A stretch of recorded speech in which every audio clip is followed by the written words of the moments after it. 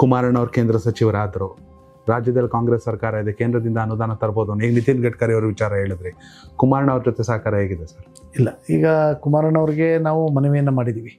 ಕಳೆದ ಪ್ರಾರಂಭದಲ್ಲಿ ಅವರು ಲಾಸ್ಟ್ ಟೈಮ್ ಫ್ಲಡ್ ಆದಾಗ ಸಕಲೇಶ್ಪುರಕ್ಕೆ ಬಂದಾಗ ಮನವಿಯನ್ನು ಮಾಡಿದ್ವಿ. ಅಂದರೆ ಅವ್ರದ್ದು ಬೃಹತ್ ಕೈಗಾರಿಕೆ ಆಗಿರೋದ್ರಿಂದ ತಾಲೂಕು ಮಟ್ಟಗಳಲ್ಲಿ ಅವರು ಅನುದಾನ ಕೊಡ್ತಕ್ಕಂಥದ್ದು ಇನ್ನೊಂದು ಮಾಡ್ತಕ್ಕಂಥ ಕಷ್ಟ ಆಗುತ್ತೆ. ಜಿಲ್ಲಾ ಮಟ್ಟದಲ್ಲಾದರೆ ಒಂದಿಷ್ಟು ಬೃಹತ್ ಕೈಗಾರಿಕೆಗಳಿಗೆ ಒತ್ತು ಕೊಡ್ತಕ್ಕಂಥದ್ದು, ಒಂದಷ್ಟು ಇಂಡಸ್ಟ್ರಿ ಡೆವಲಪ್ ಮಾಡ್ಬೋದು. ಹಾಸನ ಮಾಡೋದಕ್ಕೆ ಒತ್ತು ಕೊಟ್ಟಿದ್ದಾರೆ.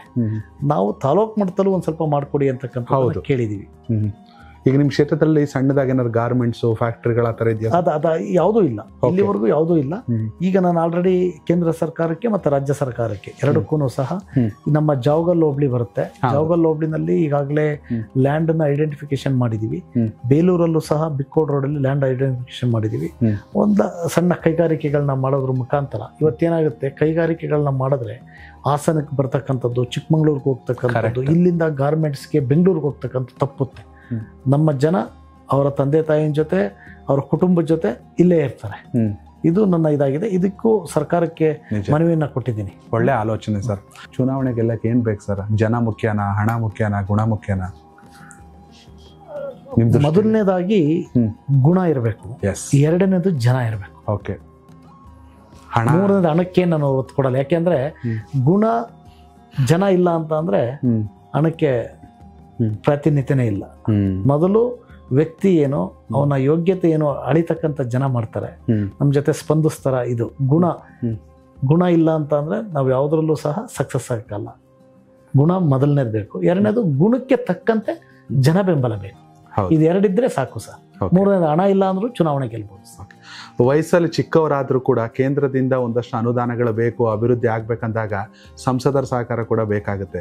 ಶ್ರೇಯಸ್ ಪಟೇಲ್ ಅವ್ರಿಗೆ ಏನು ಕಿವಿ ಮಾತು ಹೇಳಲಿಕ್ಕೆ ನೀವು ಇಷ್ಟಪಡ್ತೀರಾ, ಅಥವಾ ಏನು ಸಲಹೆ ಕೊಡ್ಲಿಕ್ಕೆ ಇಷ್ಟಪಡ್ತೀರಾ? ಇಲ್ಲ, ಶ್ರೇಯಸ್ ಪಾಟೀಲ್ ಅವರು ನಮ್ಮ ಜಿಲ್ಲೆಯ ಸಂಸದರು. ವೈಯಕ್ತಿಕವಾಗಿ ಅವರು ಅವ್ರ ಬಗ್ಗೆ ನಮಗೆ ಗೌರವ ಇದೆ. ಏನೇ ಕೇಂದ್ರದ ಯೋಜನೆಗಳು, ಈಗ ನಮ್ಮ ಭಾಗಕ್ಕೆ ಬೇಕಾದಂಥ ಯೋಜನೆಗಳನ್ನ ಬಹುಶಃ ಅವರು ಸಂಸದರಾಗಕ್ಕಿಂತ ಮುಂಚೆ ನಮಗೆಲ್ಲ ಅನುಮೋದನೆಗಳಾಗಿದ್ದಾವೆ. 373, 73 ಮತ್ತು ಇದೆಲ್ಲ ಆಗಿದೆ. ಹಾಗಾಗಿ ಮುಂದೆ ಆ ಥರದ್ದು ಕೇಂದ್ರ ಸರ್ಕಾರದ ಇವತ್ತು ನಮಗೆ ತುಂಬ ಅವಶ್ಯಕತೆ ಇರತಕ್ಕಂಥದ್ದು ಆನೆ ಸರ್. ಆನೆಗಳದು ಮಲೆನಾಡು ಭಾಗದಲ್ಲಿ, ಸಕಲೇಶ್ಪುರ, ಭಾಗದಲ್ಲಿ, ನಮ್ಮ ಜಿಲ್ಲೆನಲ್ಲಿ, ಅದರಲ್ಲೂ ವಿಶೇಷವಾಗಿ ಬೇಲೂರು, ಸಕಲೇಶ್ಪುರ ಸರ್ ತುಂಬಾ ಇದಿದೆ. ಈ ಆನೆ ಹಾವಳಿನ ತಪ್ಪಿಸ್ಲಿಕ್ಕೆ ನಾವು ಕೇಂದ್ರ ಸರ್ಕಾರಕ್ಕೆ ಮನವಿಯನ್ನ ಮಾಡಿದೀವಿ. ಸಂಸದರಾಗಿ ಅವ್ರಿಗೂ ಸಹ ನಾವು ಹೇಳಿದೀವಿ, ಕೇಂದ್ರ ಸರ್ಕಾರ ಜೊತೆ ಕೇಂದ್ರ ಸರ್ಕಾರದ ಜೊತೆ ತಾವು ಮಾತಾಡಿ ಇದನ್ನ ಮಾಡಬೇಕು ಅಂತಕ್ಕಂಥದ್ದು. ಅವರು ಸಹ ಎಲ್ಲ ಒಂದು ಕಡೆ ಇದಕ್ಕೆ ಮಾಡ್ತೀವಿ ಅಂತಕ್ಕಂಥ ವಿಶ್ವಾಸ ವ್ಯಕ್ತಪಡಿಸಿದ್ದಾರೆ. ಹಾಗಾಗಿ ನಮ್ಮ ಮಧ್ಯೆ ಗೊಂದಲಗಳೇನಿಲ್ಲ. ಅಭಿವೃದ್ಧಿ ಮಾಡ್ತಕ್ಕಂಥದ್ದೇ ನನ್ನ ಇದು. ಹಾಗಾಗಿ ಆದ್ಯತೆ. ಹಾಗಾಗಿ ನಾವೇನು ಅದ್ರ ಬಗ್ಗೆ ಅತಿ ಹೆಚ್ಚು ಒತ್ತು ಕೊಟ್ಟು ಅಭಿವೃದ್ಧಿಗೆ ಒತ್ತು ಕೊಡ್ತಕ್ಕಂಥ ಕೆಲಸನ. ನಿಜಕ್ಕೂ ಒಬ್ಬ ಶಾಸಕಂಗಿರುವಂಥ ಅತಿ ದೊಡ್ಡ ಸವಾಲು ಏನು ಸರ್? ಸರ್, ಜನದ ನಿರೀಕ್ಷೆ ಅಭಿವೃದ್ಧಿ ಆಗಬೇಕು ಅಂತಕ್ಕಂಥದ್ದು. ಅದೆಲ್ಲದಕ್ಕಿಂತ ಮಿಗಿಲಾದ ನಿರೀಕ್ಷೆ ಜನಪ್ರತಿನಿಧಿಯಾದವನು ನಮ್ಮನ್ನು ಗೌರವಿಸ್ಬೇಕು, ನಮ್ಮ ಜೊತೆ ಒಡನಾಟದಲ್ಲಿರಬೇಕು, ನಮ್ಮ ಆಗು ಹೋಗುಗಳನ್ನ ಆಲಿಸ್ಬೇಕು ಅಂತಕ್ಕಂಥದ್ದು ಅವರ ನಿರೀಕ್ಷೆ ಇದೆ. ಅಭಿವೃದ್ಧಿಗೆ ಆದ್ಯತೆ ಇದೆ. ಅಭಿವೃದ್ಧಿ 1% ಕುಂಠಿತ ಆದ್ರೂ ಸಹ ಅವರ ಕಷ್ಟ ಸುಖಗಳನ್ನ ಆಲಿಸ್ತಕ್ಕಂಥದ್ದು. ಇವತ್ತು ವಿಶೇಷವಾಗಿ ಔಟ್ ಆಫ್ 224 ಕ್ಷೇತ್ರ ನನ್ನ ಬೇಲೂರು ವಿಧಾನಸಭಾ ಕ್ಷೇತ್ರದಲ್ಲಿ ನಮ್ಮ ಅಧಿಕಾರಿಗಳು ಉತ್ತಮವಾಗಿ ಕೆಲಸ ಮಾಡ್ತಾ ಇದ್ದಾರೆ. ಯಥಾ ರಾಜ ತಥಾ ಪ್ರಜಾ ಅಂತ ಗಾದೆ ಹೇಳ್ತಾರೆ. ಕರೆಕ್ಟ್. ಪ್ರಾರಂಭದಲ್ಲಿ ಅಧಿಕಾರಿಗಳಿಗೆ ನಾವು ತಾಕೀತನ್ನು ಮಾಡಿದ್ದೀವಿ. ಕಳೆದ 2008ವರೆಗೂ ಮೀಸಲು ಕ್ಷೇತ್ರವಾಗಿತ್ತು. 2008ರಿಂದ 2018ವರೆಗೂ ಯೋಗ್ಯರು, ಉತ್ತಮರು ಶಾಸಕರಾಗಿದ್ದರು ನಮ್ಮ ರುದ್ರೇಶ್ ಗೌಡರು. ಅದಾದ ನಂತರ ನಮ್ಮ ಲಿಂಗೇಶಣ್ಣ 5 ವರ್ಷ ಆಗಿದ್ರು. ಆದರೆ ಎಲ್ಲೋ ಒಂದು ಕಡೆ ಅಧಿಕಾರಿಗಳನ್ನ ಹಿಡ್ಕೊಳ್ತಕ್ಕಂಥದ್ರಲ್ಲಿ ಒಂದಿಷ್ಟು ಅಂದ್ರೆ ಸಾರ್ವಜನಿಕರು ಚರ್ಚೆ ಮಾಡ್ತಾರೆ.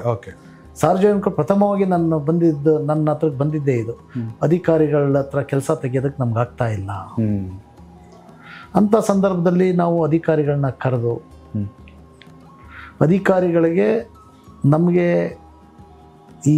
ಈ ಕ್ಷೇತ್ರದ ಮತದಾರರೇ ಪ್ರಭುಗಳು, ಯಾವುದೇ ಜಾತಿ ಧರ್ಮ ಬೇಡ, ಅವರು ಬಂದಂಥ ಸಂದರ್ಭದಲ್ಲಿ ಪ್ರಥಮವಾಗಿ ಅವರ ಅಹವಾಲುಗಳನ್ನ ಕೇಳ್ತಕ್ಕಂಥ ಸಮಯ ನಮಗಿರಬೇಕು.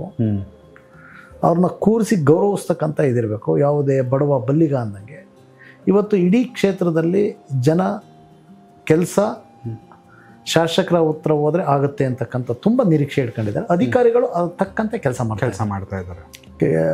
ಪ್ರಾರಂಭದಲ್ಲಿ ಒಂದಿಷ್ಟು ಅಡೆತಡೆಗಳಾಯಿತು. ಭ್ರಷ್ಟಾಚಾರನ ಸಂಪೂರ್ಣ ನಿರ್ಮೂಲನೆ ಮಾಡಿದ್ದೀನಿ ಅಂತ ಹೇಳಲ್ಲ. ಭ್ರಷ್ಟಾಚಾರ ನಿರ್ಮೂಲನೆ ಬೇರೆ ಎಲ್ಲ ಇದಕ್ಕೆ ಹೋಲಿಸ್ಕೊಂಡ್ರೆ ಬೇಲೂರಲ್ಲಿ ನೀವು ಬೇಕಾದ್ರೆ ಪ್ರೈವೇಟ್ ಆಗಿ ಸರ್ವೆ ಮಾಡಿ ಸರ್, ಖಂಡಿತ ಮಾಡಿಬಿಟ್ಟು ನೀವು ತಗೊಳ್ಳಿ ಸರ್, ಯಾವ ರೀತಿ ಇದೆ ಅಂತಕ್ಕಂಥದ್ದನ್ನು ಜನಸಾಮಾನ್ಯರನ್ನ ಒಂದು ಯಾವುದೇ ಕಚೇರಿಗಳಿಗೆ ಹೋದ್ರೂ ಕೂರಿಸಿ ಗೌರವಿಸಿ ಅವ್ರು ಕೆಲಸ ಕೊಡಬೇಕು ಅಂತಕ್ಕಂಥ ತಾಕೀತಾಗಿದೆ. ಅದ್ರ ಪ್ರಕಾರ ನಮ್ಮ ಅಧಿಕಾರಿಗಳು ಸಹ ಅದಕ್ಕೆ ಸ್ಪಂದಿಸಿ ಕೆಲಸ ಮಾಡ್ತಾ ಇದ್ದಾರೆ. ಓಕೆ, ಕನೆಕ್ಟ್ ಕರ್ನಾಟಕ ಇದು ನಿಮ್ಮ ನೆಟ್ವರ್ಕ್.